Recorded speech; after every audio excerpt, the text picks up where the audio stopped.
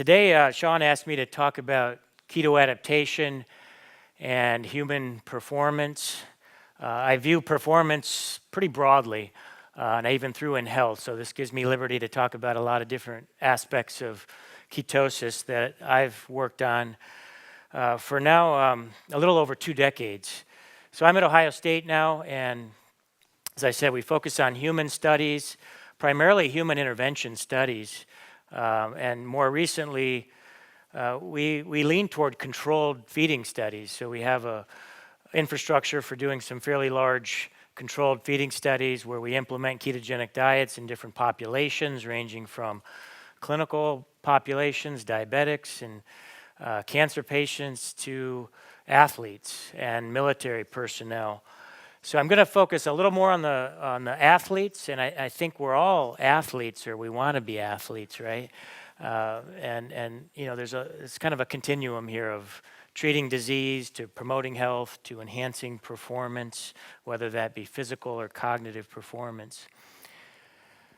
I just want to mention, I think there's some people in the audience that were at Ohio State a few months ago where we held a conference on carbohydrate restriction and nutritional ketosis, and that was just an amazing event. And I'm happy to say now, if you weren't able to attend that, we do have all our videos available on the Food Innovation Center website at Ohio State, as well as the Verta site. So the URL is on the top there. So just quickly, to dispel any myths and also underscore the concept that ketogenic diet, what it is, what it isn't. Of course, it's restricted in carbohydrate, but it varies from person to person what level of carb restriction is necessary to increase ketones. I'll talk a little bit more about those ranges in a minute, but it's not high protein, it's not low protein, it's an appropriate level of protein that's slightly higher than the RDA. There's certainly changes in the way the body handles minerals like sodium, and those need to be understood and addressed in terms of a well-formulated ketogenic diet. There's issues around the types of fat you emphasize, and saturated fat's an important component of a ketogenic diet, and so forth. And it's quite enjoyable and pleasurable for most people, and in fact sustainable if given the appropriate information and support over time. So what I have planned for my time today is to just talk a little bit more about basics of ketones to make sure your knowledge is well grounded, but talk about really what the advantages are for maximizing performance from a very broad perspective. So just to make sure we're all on the same page here, because the things, in teaching students, I realize a lot of times some basics are not completely understood. So what is ketosis? Ketosis is a highly evolved, highly conserved process that humans developed over human history. And it really starts with fat. Ketones are essentially smaller versions of long-chain fatty acids. So at least in the context of starvation ketosis, when you're breaking down your adipose tissue triglyceride at an accelerated rate, generating a lot of fatty acids that are delivered to the liver, you essentially overwhelm the liver's capacity to oxidize those fatty acids. And so we have this alternative pathway to convert some of those fatty acids into ketones, principally beta-hydroxybutyrate and acetoacetate. And one of the primary functions of doing that is to supply fuel for the brain. And you know, you might ask, why doesn't the brain just use fatty acids? We have plenty of that in adipose tissue. Well, the brain doesn't take up long-chain fatty acids. It doesn't get across the blood-brain barrier. So you can think of ketosis simply as a way for the brain to use the primary energy source we have stored in the body, fatty acids, but we first have to convert them to ketones. So those ketones primarily get taken up by the brain, and as you saw earlier, the brain can adapt to extracting the majority of its energy from ketones. And the brain burns about 600 kcals per day. So it's a pretty energetically expensive organ. That's about 1/4, perhaps up to 1/3 of total energy expenditure. So ketosis really starts at a particular range, which we call nutritional ketosis. If you're eating, a typical carbohydrate-based diet, your ketones are very low, perhaps rarely getting above 0.1 or 0.2 millimolar. When you restrict carbohydrates, for most people under 50 grams per day and proteins moderate, ketones for most people rise above 0.5 millimolars, and for some people they may get up to 1 or 2 millimolar. It's a little more challenging to get toward the higher range of nutritional ketosis unless you use some of these exogenous forms of ketones that Dom mentioned. But compared to starvation ketosis, which is slightly higher, compared to ketoacidosis, nutritional ketosis is an entire order of magnitude lower. So that's really 10 millimolar and beyond. And as has been said earlier, that is a completely different metabolic state that anyone who is not insulin insufficient will not enter into under most conditions. Now, this term keto-adaptation was really coined by Steve Phinney back in the 80s. As Dom said, it's this time-dependent, time-sensitive process by which the body adapts to being in nutritional ketosis. So it does take time, depending on the particular physiologic metabolic process. May take weeks, may take months, perhaps even longer. But we are now of the understanding that this process of adapting to ketosis is associated with very robust effects on health. And I think it's worth pointing out, because we have a bit of a cultural bias toward carbohydrates, and we think ketogenic diets are extreme and unbalanced and don't follow the principle of moderation. But in fact, ketosis is a perfectly normal and natural state to be in. You are all born into ketosis. And throughout most of human history, before modern agriculture, which is less than 1% of human history since we've had modern agriculture, humans were in a state of ketosis most of the time. And I think that's why it's such a highly conserved trait that almost everybody outside of some rare genetic mutations develop ketosis and adapt to ketosis in a healthy way. So one of the fundamental adaptations of a ketogenic diet is you dramatically change fuel use over to using a majority of energy coming from fat. So fatty acids and ketones become the primary fuel.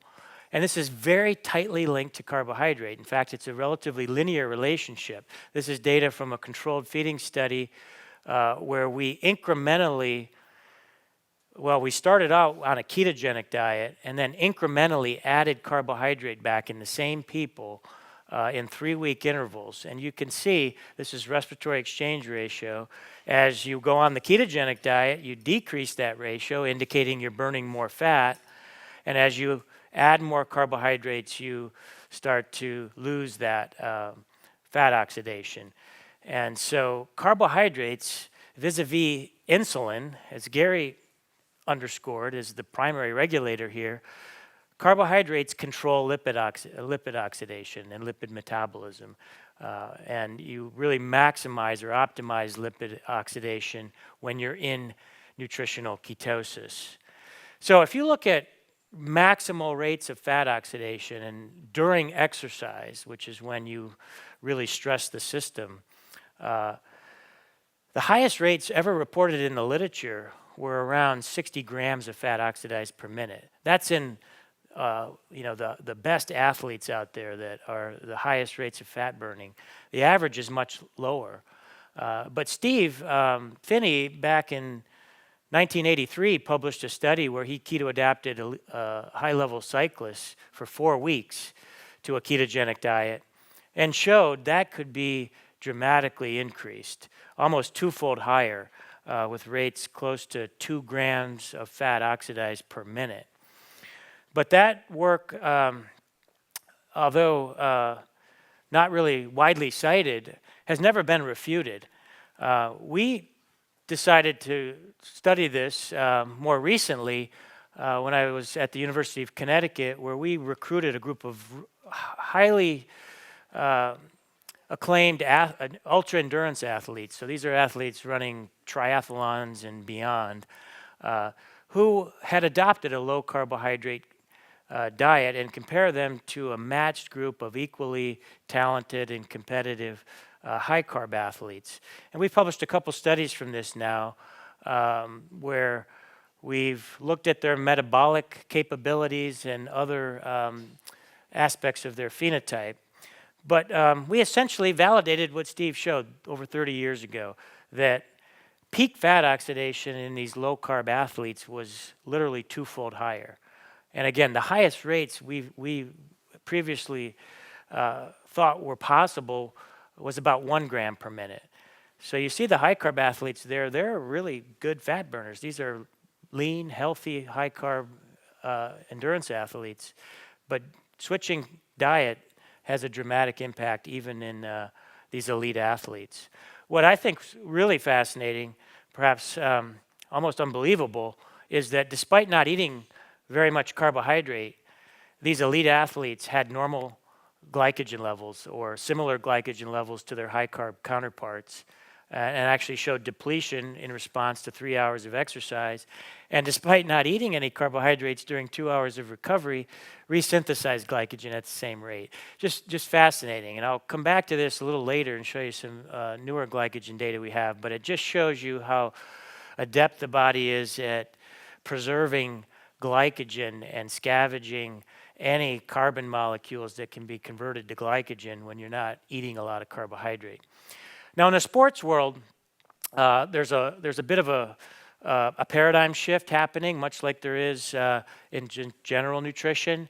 But for decades, just as long as we've been promoting low-fat diets, going back to the 60s and 70s, that's exactly the same time when we started promoting high-carb diets for athletes. That's when we discovered the importance of muscle glycogen for performance, and Scandinavian researchers invented carbohydrate loading, and several other events, Gatorade, Sports Science Institute, and multi-billion-dollar beverage industry has all contributed and promoted, the supremacy of high carbohydrate diets for athletes. But that's changing. You've got, especially in the ultra endurance world now, many athletes switching or abandoning from their carbohydrate loading to a ketogenic or low carb approach. And they're just not only average athletes, they're winning races and in many cases setting records. And here's 3 examples, and there's many more.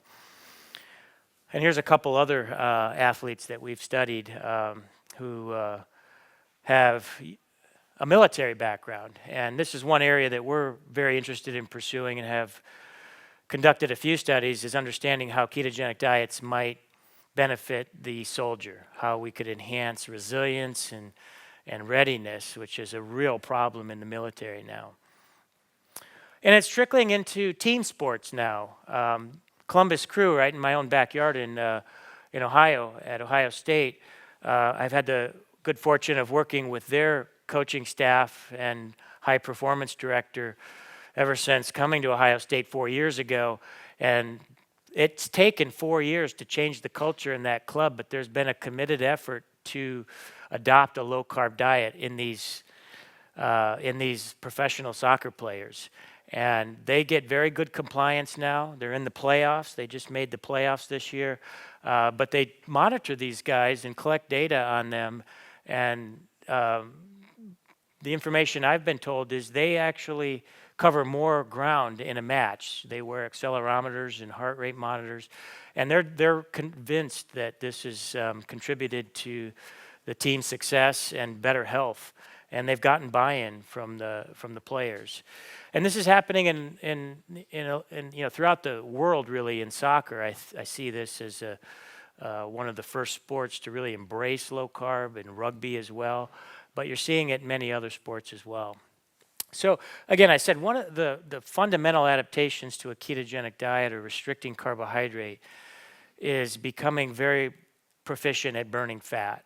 So what are the advantages to burning fat? And I'm just going to take you through here sort of 10 reasons why I think having a high capacity to burn fat is advantageous from a health and performance perspective. So the first is just kind of an obvious one, is that we evolved to store fat. That's the way we store energy. In fact, we have a very limited capacity to store carbohydrate. If you could extract all the glucose out of your body, you've got maybe 2,000 kilocalories. Most of that in muscle glycogen, a little bit in liver glycogen. The amount circulating in the blood is really small. But compare that to how much fat you can store. Adipocytes have a huge capacity for expansion. Even in a lean athlete, under 10% body fat has well over 20,000 kilocalories. So that, we have an order of magnitude more fat than we do carbohydrate storage. So having better access and better ability to utilize that as fuel is advantageous, especially for these ultra-endurance athletes that are exercising continuously for hours. And it's very hard to keep up with carbohydrate fueling. Fat's also more efficient. It has more than 2 times as many calories per unit weight than carbs and protein.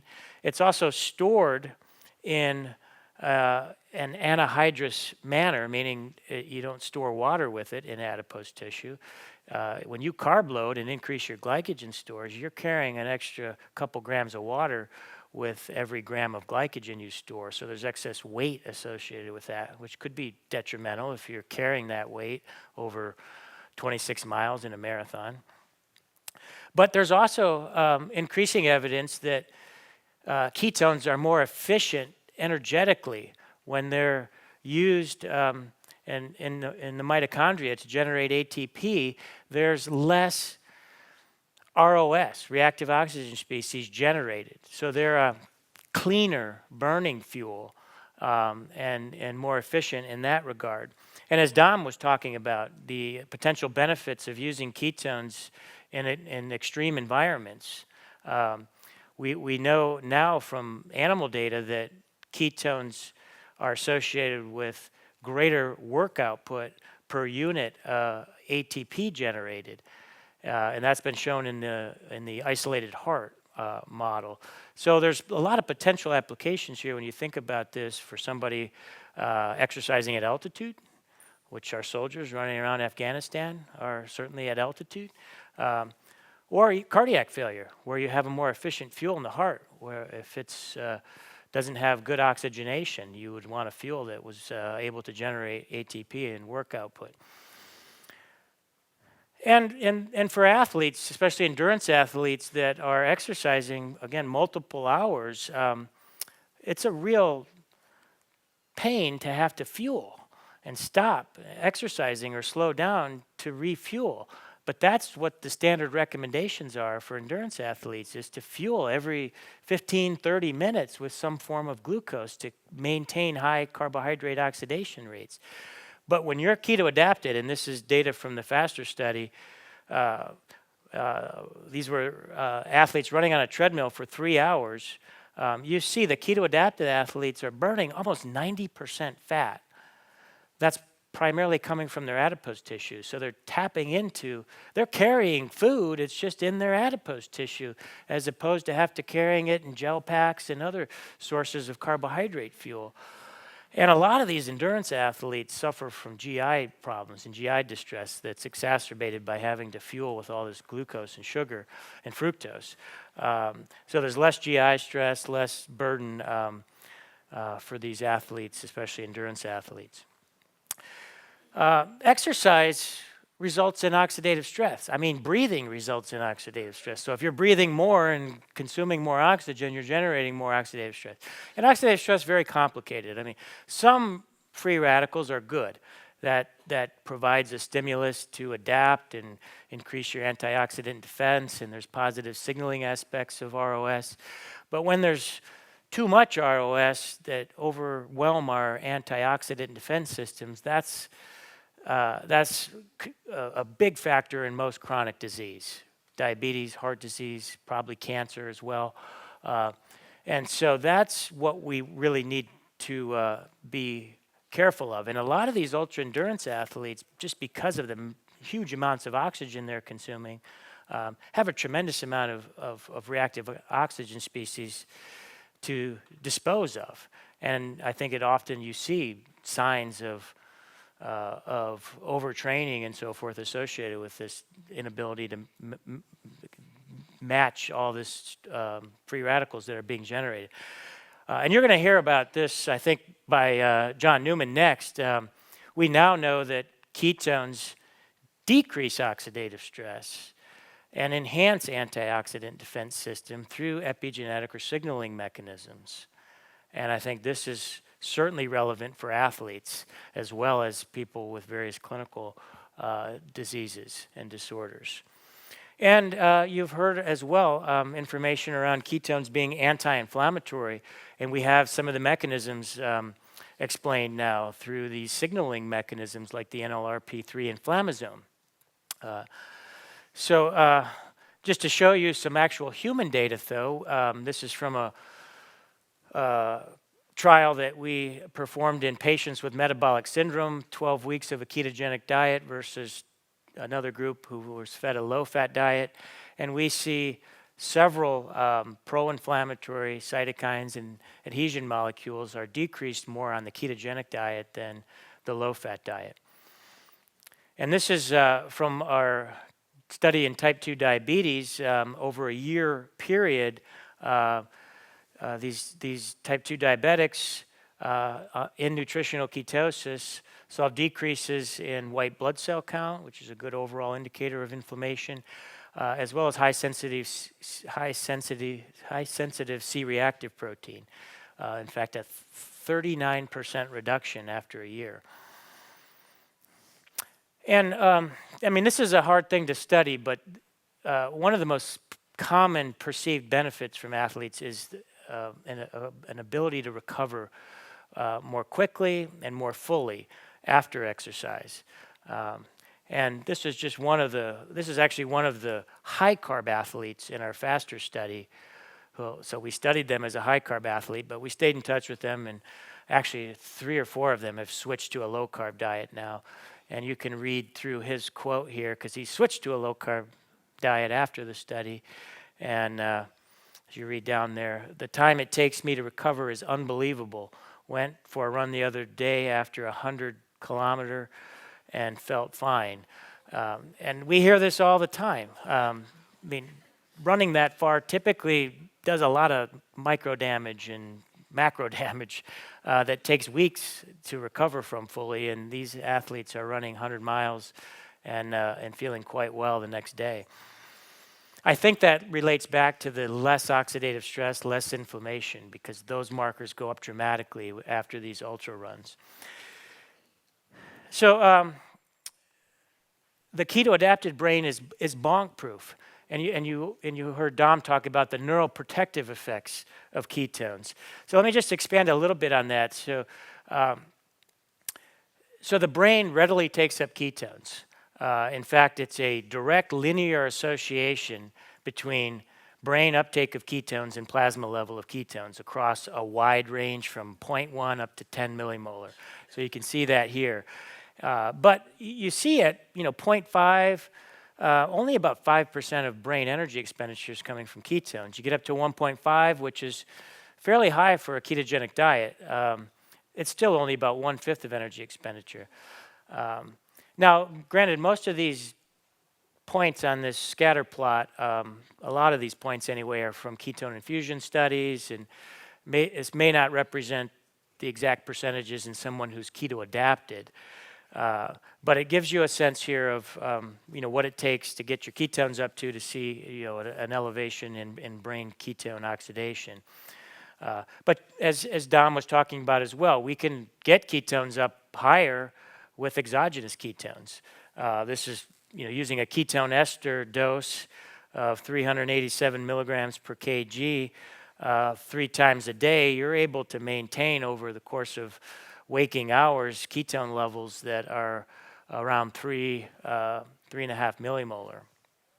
So we can get ketones higher with some interventions. And I won't keep this up too long, but I'm equally enamored as Dom is with this data from George Cahill that shows the brain can adapt to using ketones in starvation, and moreover, show an absolutely spectacular protection from low blood sugar. Just unbelievable, this data. It'll never be replicated, I doubt, because of IRBs now. But this is really, truly spectacular. And I will just add, this is a unique form of neuroprotection, but for athletes, this is what bonk proof is. I mean, hitting the wall is an energy crisis in the brain where it doesn't have adequate glucose. And even though you may have some ketones available, I do believe there's some adaptation period that's required, because if you've hit the wall, I don't know if anybody in here is a runner or endurance athlete, and have you hit the wall? It's a very memorable experience, right? It's sort of a catastrophic type fatigue, and it's primarily an energy crisis in the brain, and yet these keto-adapted athletes seem completely protected from it, and I think this is the underlying reason why, and physiology behind that newfound neuroprotection. I just want to mention, though, while the brain takes up ketones readily, so does the heart. So this is data from our cancer trial. Actually, we're studying women with stage 4 metastatic breast cancer, and this is looking at glucose radiotracer using fluoro-18. So the dark areas there are areas that are taking up glucose at a higher rate. And this is a woman that was 3 months on a ketogenic diet, and it's a little off topic, but you'll notice there's a lot of her liver metastases go down dramatically. But I wanted to make the point here too, with the red circle there, that's her heart at baseline at the top, and you see it doesn't light up at all after 3 months of a ketogenic diet. And this is relatively low ketones, around 0.6 millimolar. So I think the threshold for ketone uptake in the heart's even lower than it is in the brain, and it loves using ketones. The question is there any physiologic benefit to that? And we think the answer is yes. But coming back to the brain, again, the question, does the ketone-fueled brain function better? There's no doubt the metabolic adaptations occur, that the brain will take up ketones. And there's a lot of evidence the answer is yes, it does function better. We already talked about the protection from seizures, the protection from low blood sugar. There's likely less hypothalamic inflammation and oxidative stress in the brain. And there's increasing preclinical evidence for a lot of neurological disorders being improved by a ketogenic diet. And there's quite a bit of evidence supporting it, just improved neurocognitive functioning. And I just put several references up here. This is sort of a mix of animal, some human studies, some ketogenic diet, some ketone infusion, exogenous ketones. None of these are large clinical trial data to get super excited about, but they're all showing benefits of being in ketosis on cognitive performance. And if you look at neurodegenerative diseases like Alzheimer's or Parkinson's, they're all associated with decreased glucose uptake in the brain, which has been described as a hypometabolism. And Stephen Cunane's doing some excellent work in this area and has shown that in Alzheimer's, or even mild cognitive impairment, so decades before Alzheimer's may actually be diagnosed, there's decreased glucose uptake, yet ketone uptake is normal. So ketones can help make up that energy gap in the brain, and we think that has not only preventative effects, but potentially therapeutic effects. And Alzheimer's is a devastating disease with huge healthcare costs associated with it. We also think there's protection here from traumatic brain injury, which is a huge problem as well, especially in the military, with both exercise or training-related injuries as well as blast-related concussions from the blast wave and so forth, but in sports and the elderly with falls, and it's also very costly. But there's a lot of reasons why we think ketones would help prevent traumatic brain injury or mild traumatic brain injury. And we have a proposal now to study parachute jumpers at Fort Benning, where these infantrymen come in for a week, they jump out of planes, and it happens about 15% of them develop mild traumatic brain injury just from this training exercise. So we're actually going to do a randomized controlled study with exogenous ketones, give half of them ketones, half of them placebo, and see if we can prevent some of the cognitive impairment when they with the impact from landing. So one of the biggest benefits for athletes, and this allows us to go back to some of the clinical trial work over the last decade, is greater ease of weight loss and fat loss and improved body composition. And this is just speaking to the choir again. Of course, we have big obesity and diabetes, pre-diabetes problem. But I'll just make the point, if you're an athlete, you're not immune to these. You can't outrun or outcycle your diabetes. You may stave it off for a little bit longer, but there are plenty of athletes out there that are carrying excess weight and adipose tissue. And this is just some of the evidence that ketogenic diets are effective for weight loss. I mean, we have a lot of evidence now. This is a meta-analysis with, 15 trials there. And you see in almost every trial, the ketogenic diet favors or is favored over the low-fat diet. So it's not a couple studies now. We have a pretty significant body of work supporting ketogenic diets. And not all these ketogenic diets were optimally implemented either, yet they still do better. And this is just data from one of our clinical trials in patients with metabolic syndrome. We see twofold greater weight loss. And I'll point out that in most cases, when ketogenic diets are studied, there's not an explicit instruction to restrict calories. So people are told to eat to satiety or eat ad libitum, and yet you still see they spontaneously restrict calories. And that was the case here. And you can see the individual responses. It's quite dramatic. The average weight loss in the ketogenic group is greater than any single person in the low-fat group. Come back to the military here. The military's really struggling with weight problem and a fitness problem. So currently in the military, actually 2/3 of current military personnel are overweight or obese.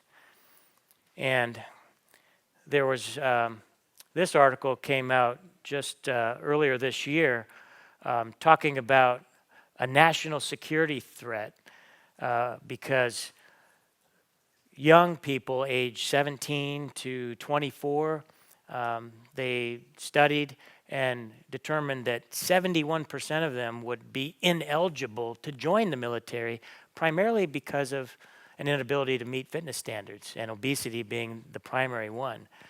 So we may not be able to fill our military, and we have valuable people in the military that may get thrown out because they can't make weight.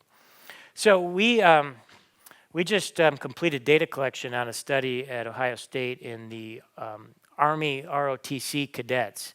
So this was a controlled feeding study for 12 weeks in the group that was assigned the ketogenic diet, and then we had a control group that ate their normal high carbohydrate diet. And we did a lot of different tests. I'm not going to go through all those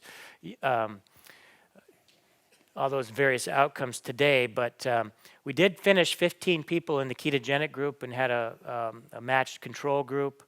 And these we had 2 women, and which actually is similar percentage of women that are in the military. And these are primarily college age. We had some slightly older folks as well in the Army ROTC. And many people would say, well, it's impossible to keep a college kid in ketosis on an academic campus. But we were successful. We measured ketones every day. We got very good compliance with actually sticking your finger every morning. And the average ketones were over 1 millimolar in this group. And we got a very high percentage of people sticking their fingers every day.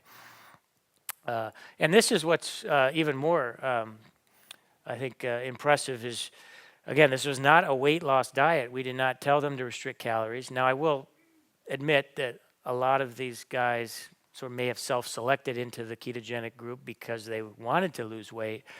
But still, without any instruction to lose weight, you see every single person in the ketogenic diet group lost weight. And this was actually closer to 10 weeks. It was 10 to 12 weeks to fit into the semester, losing 16 pounds. And they lost mostly fat. And we did MRI scans of visceral fat, and they lost visceral fat. And we did liver fat as well, and that went down, although they had very low liver fat to begin with. And this is while we were training them as well. They went through a supervised training program, and they adapted perfectly normally to the training program. They got stronger, more powerful. We'd had military-specific tests that they improved on.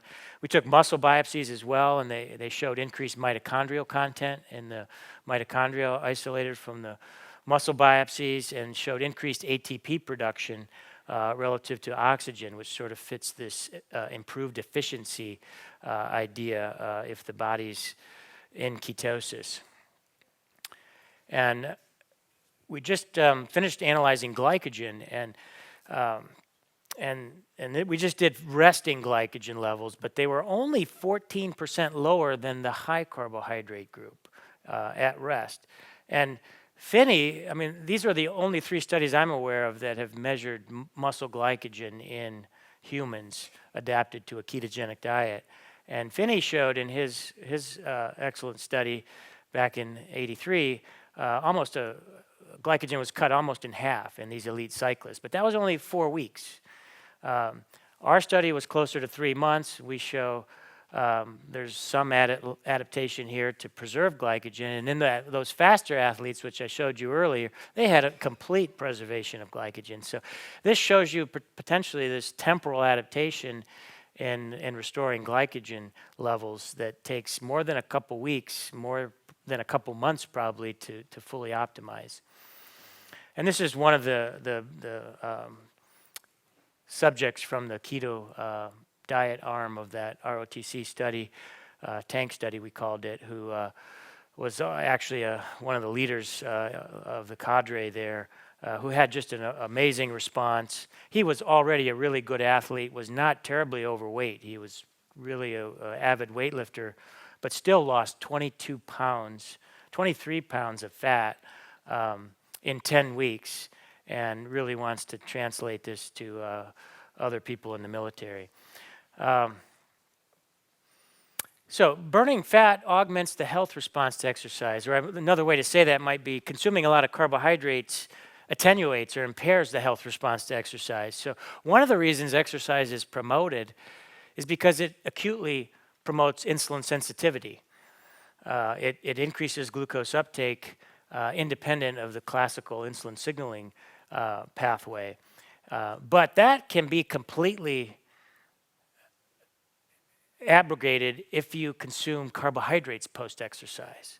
So, geez, if you're a diabetic or a pre-diabetic trying to control your blood glucose by exercising, and you drink Gatorade or Powerade after exercise, you're completely counteracting all the benefit of that exercise. So that's part of that. But you know what I see now, having done a lot of work, and I think you can take a lot of other people's work, you really see this continuum. On the one end, you've got this insulin-resistant phenotype or metabolic syndrome. It's got all sorts of different manifestations depending on a person's propensity and genetics. The type 2 diabetes would exemplify that sort of phenotype. On the other end, you've got the keto-adapted phenotype, and it really is the other end of the spectrum, which is associated with improvements in all those different manifestations. And what's driving where you are on this continuum is how much carbs you eat and how much fructose you eat. Now, everybody's a little different, as you've heard. So some people could eat more carbohydrates and still be on this non-diabetic spectrum. So everybody's different, and even within a person, it changes over the lifespan. But this continuum, I think, holds true. And carbohydrates really need to be personalized there. But another part of improving insulin sensitivity after exercise may relate to the fatty acid composition of membranes, and this is a really important yet underappreciated study. everybody's interested in understanding mechanisms of insulin resistance and studying the different kinases and the defects in the insulin signaling pathway. But there's few people actually studying the membrane. This study looked at those phospholipid fatty acids in skeletal muscle and correlated those to measures of insulin sensitivity. And you see a remarkably high correlation coefficient here. And the highest correlation was observed with a highly unsaturated fatty acid called arachidonic acid.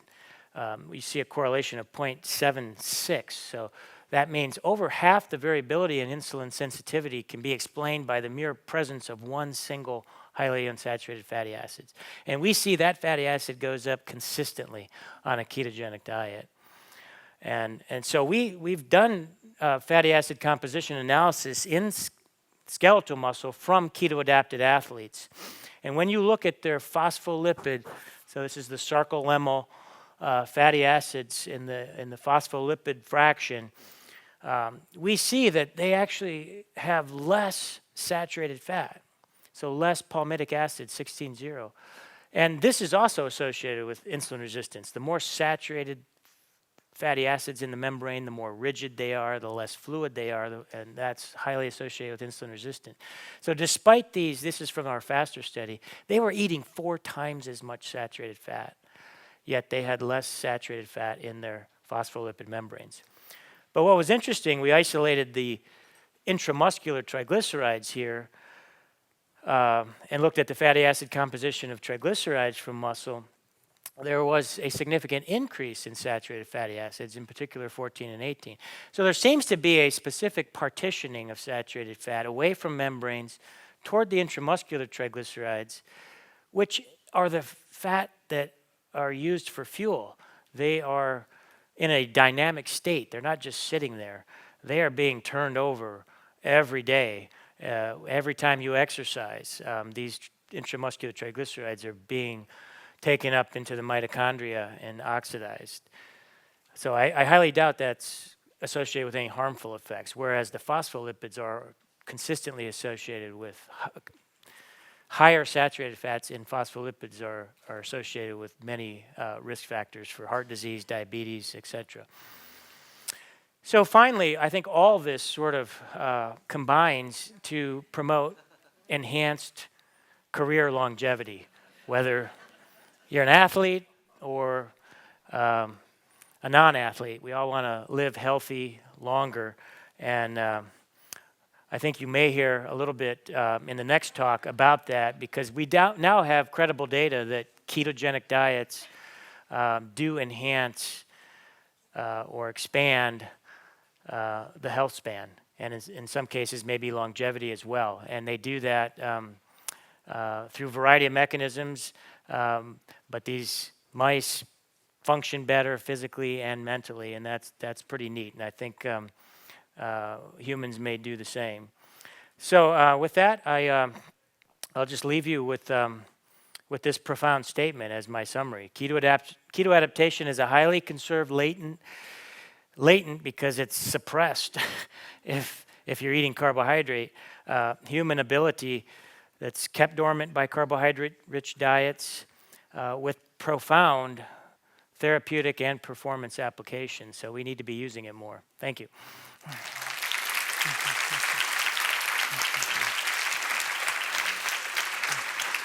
Should I stay or? Fine. Okay, good. So we have about 7 minutes that we can take questions if anyone has any. I'll come down to you.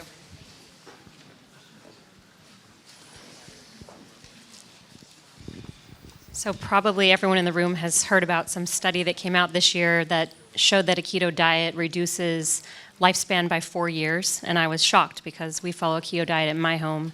And it was in mainstream media. And I just wondered what you know about that article. And it seems like a lot of the evidence you have is clearly in support of this diet. But I know there's been some recent press around this topic, and hoped you could address kind of the other side of the coin on maybe what some of the advocates of a carb-loaded diet would say. I don't know if I recall the details. It seems to be an epidemiological study, and I don't think any of the people studied in that particular paper were actually on a well-formulated ketogenic diet. So I think the media and the headlines were a little beyond the data.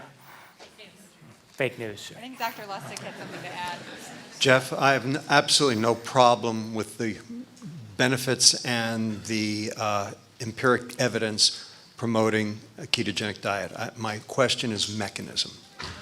I had asked this question of Dr. D'Agostino when he came off the podium. I'm going to ask you as well. How do you know it's the ketones and not the insulin reduction that's making the difference? Every single thing that ketogenic diet does that's beneficial, you can see in an insulin-reduced state as well, including the longevity. So my question is, has anybody parsed those two things? Has anybody done a hyperglycemic, hyperinsulinemic clamp with exogenous ketones, bringing them up to the level that one would see in a ketogenic diet, but maintaining a normal, shall we say, non-ketogenic serum insulin and still seeing those same beneficial effects?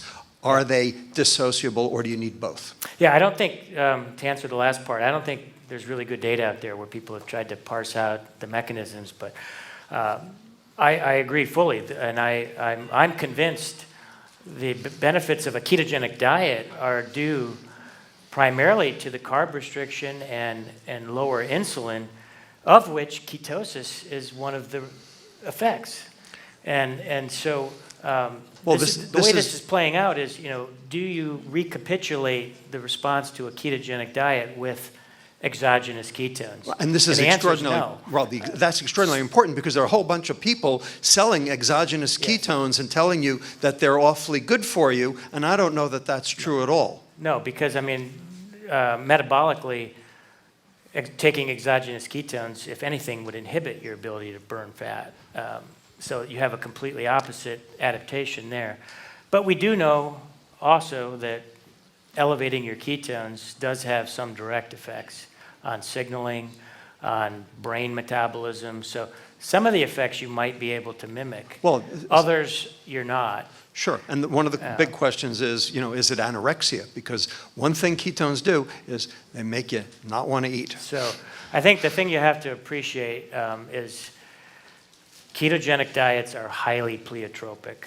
They are working through a variety of different mechanisms, and I think insulin is definitely a key player. So Gary's right on track. We should be talking about, control of adipocytes and how do you get fat out of there? Well, it's insulin. There's no doubt about it, and that's what drives ketosis and why you can see elevated ketones. But we do understand ketones are doing a lot of things directly now. What I would say is that we have to figure out which effects are due to the ketones and which effects are due to the insulin reduction. I hope I just submitted a $10 million proposal to study that. So I'm not on the study if anyone section. has $10 million, I'll tell you where to write the check. Let's do one more question. Go ahead, please. Yes, you wrote in your book that you can knock yourself out of being keto-adapted if you come off keto, say, for a month or even a week. If you were to stop doing the keto diet, say, for one day, and you've been doing it for several months, so you're adapted, if you did it just for one day or even one meal, would you be back to square one and have to start becoming keto-adapted all over again? No, I don't think so. It will knock you out of ketosis, and for some people, the more insulin resistant you are, it can take a couple days to get back into ketosis, so it's not advised. But to become keto-adapted. But I don't think you lose all the keto adaptation. We don't understand this very well. There hasn't been really well done studies taking people in and out of ketosis, but we do observe what happens in the real world when we have people on ketogenic diets. And for most people, you don't, by having one meal or one day of carbohydrates, you don't go back to square one. But it will take them days to get back into ketosis in some cases. Mm-hmm. But everybody's different. When we work with elite athletes that are highly insulin sensitive, they can, first of all, eat more carbs and still be in ketosis, but they can go out of ketosis when they really eat a lot of carbs and get right back in the next morning just by fasting overnight. clearly most obese people and individuals with type 2 diabetes can't do that. They're not as metabolically flexible. But we don't have good answers to that. But I think if for the insulin-resistant folks who are doing this to reverse diabetes, it's not helpful to have any of those. It happens in the real world, and you get people back on track as fast as you can, but it's not something you should encourage. Thanks.